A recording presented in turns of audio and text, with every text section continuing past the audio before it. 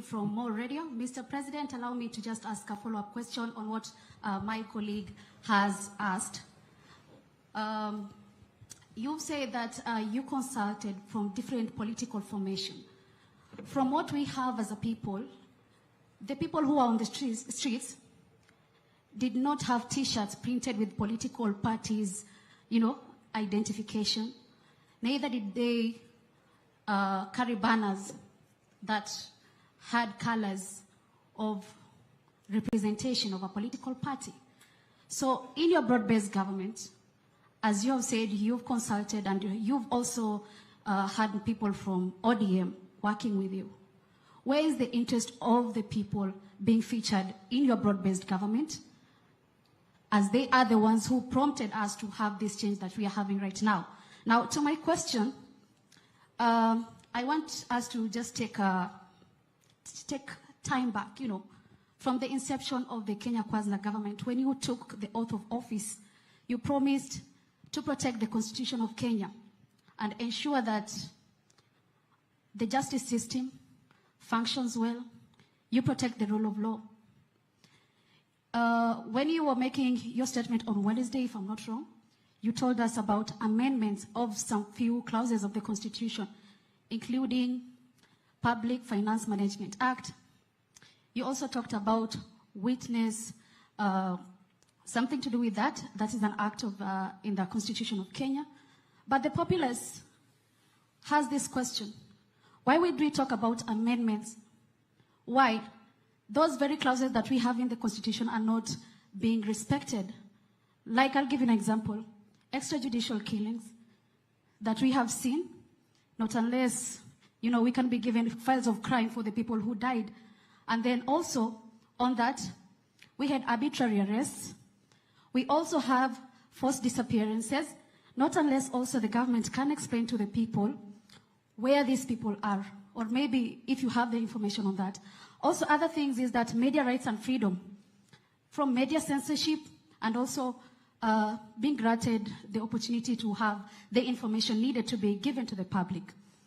Also, another issue which I'll just say is on the commission and independent offices, like KNCHR, that is the Kenya National Commission for Human Rights, which you can be publicly held to account when you said about the numbers of people who died. And also we have IPOA, where they've been talking about frustrations in getting information that is necessary to prosecute some of the officers who had gone rogue during the protest. That is just an example I'm giving you about the Constitution. And also something else on leadership and integrity, whereby even one nominated person among those whom you've nominated in your cabinet is actually facing graft case in the EACC currently as we speak. And you talked about Singapore on development. Just a reminder, Mr. President, that in Singapore, they have extreme, serious penalties when it comes to matters corruption. Same as Indonesia. That just shows you how grave economic crimes are, especially matters corruption. So I want to ask you, Mr. President, you've told the Kenyans to give you time, to give you time to work on these issues, to set things right. If we are to hold you responsible today, Mr. President, what is the way forward from now on, seeing that there is the respect of the rule of law, the very Constitution that you sought to protect, and also in the event that these timelines expire, the ones you've given us, 6 months, 9 months, 3 months, 30 days, if they expire and we see no change, would you wait for the youth to start pushing for you to, out of government? And also, would you heed to the pressure that right now we are actually seeing 14 Kenyans have moved to the courts actually asking for the ouster of you, Mr. President? What do you have to say about that? Thank you very much. The 14 Kenyans who have gone to court are exercising their democratic right. That is how free this country is. That you can actually go to any court and demand whatever you want in court. That is the taste of the freedom that I stand for in Kenya.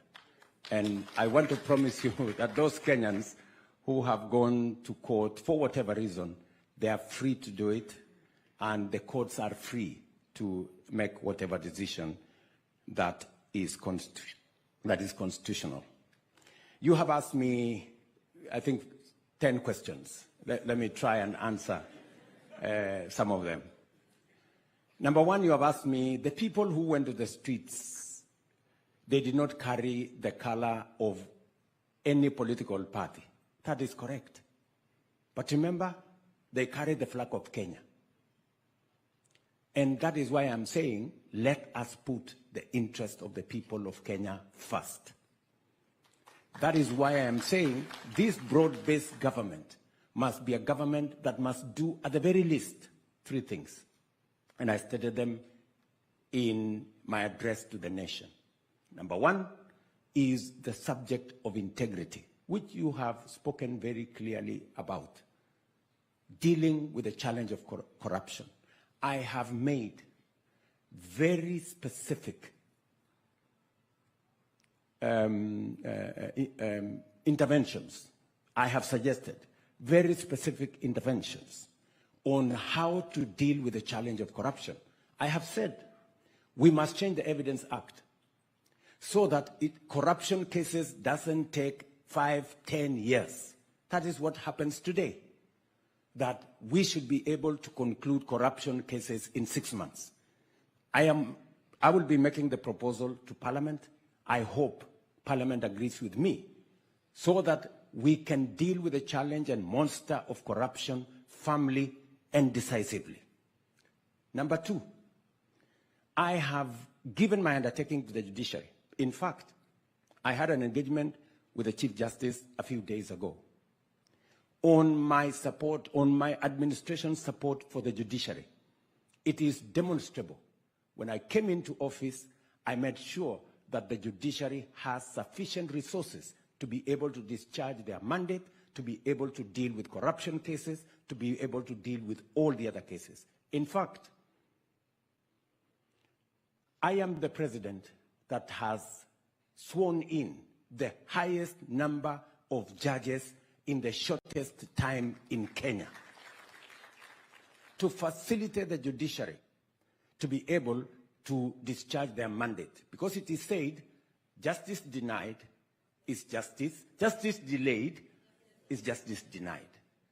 And you can ask from members of the judiciary my support for the judiciary. In fact, when I came into office, there were 6 judges that have been denied their right to be appointed. I appointed them the first day when I got into office to demonstrate my commitment to the judiciary. Let me also say the following, that on the subject of corruption, I am very clear in my mind, and I will mobilize resources that are available. I will mobilize every resource that is available to deal with the challenge of corruption. Number two, I also said this new administration must deal with the issue of making sure that we create jobs in Kenya by making sure that we don't import the things that we can manufacture in Kenya. Number three, I said this new administration I'm setting up must deal with the challenge of making sure that tax expenditure, we spend 400 billion shillings every year of taxpayers' money, paying companies, paying institutions, claiming tax refunds, claiming VAT refunds, in a process that is not thoroughly clear. And I have said that going forward, we have to deal with this problem. So I have laid out a clear roadmap on what the administration I've just appointed must achieve. I know you have said we must respect the Constitution, which we must.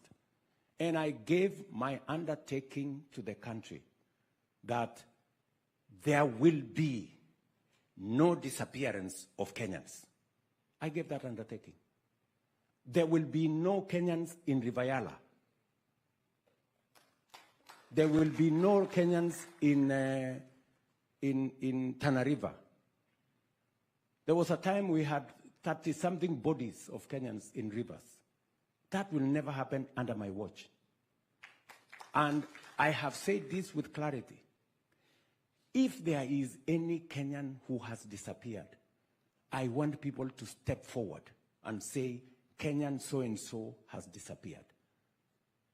I would be very happy to deal with it. Because under my administration, I have said there will be no disappearance of Kenyans again. There will be no extrajudicial killing of Kenyans. I have said that with clarity. And let me also say the following, that as we go forward, we must be truthful. When the Kenya National Human Rights stepped forward with fake news and said 200 Kenyans had been massacred in Githurai, it was a flat lie. I mean, surely. I mean, a whole institution that is supposed to be self-respecting, paid for by the government of Kenya, how can they go and tell the country that 200 Kenyans had been killed, which was utter, falsehood, I hope that's not the organization you want to defend, You cannot defend an organization that runs on fake news. And I will call them out, as Kenyans should call them out. We must stick to what is true. 42 Kenyans died, very unfortunately, in the events of the last 1 month. They shouldn't have died. Some of them in situations where the police were involved. Some of them in situations where criminals were involved. Some of them in different situations. All those situations are under investigations. And I have given undertaking that the government of Kenya will support those families, even as we get to the bottom of what happened in those situations. I have also undertaken that there are Kenyans who unfortunately lost property. We are also going to support them because it was nothing of their doing that occasioned all that happened to happen. Let me also say the following, that I am a great believer in the Constitution, and I will protect. I mean, many countries that have gone through what Kenya have gone through, Bangladesh, for example, they switched off the internet, they switched off the TVs, they did whatever they did. Kenya is running full steam. Internet is available every day. People are talking from all over the place. I mean, newspapers are writing whatever they want. The TV has 4 screens. They are showing what's happening in Kondele, what's happening in where. I mean, what further freedom, surely, would you ask from me? I have the machinery to switch them off. I did not switch them off. Because I am a believer in the rule of law. And I am a believer in free media. That's why the media can go out and demonstrate and call me names and do whatever they want. Doesn't bother me.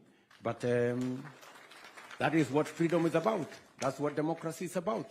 So I am very clear about what Katra has said. All you have said that has really come to me is the young people who were out there did not have colors of parties or regions or communities. They had Kenyan flags. And that is why I am committed to making sure that the interests of Kenya, even as I appoint the new administration, come first. What do we do about Kenya first? So that is what I wish to say. Asante sana. Yes, my friend. Thank you very much, Your Excellency. My name is John Jacob Curia from KBC. I want us to set the tone of this conversation, Mr. President.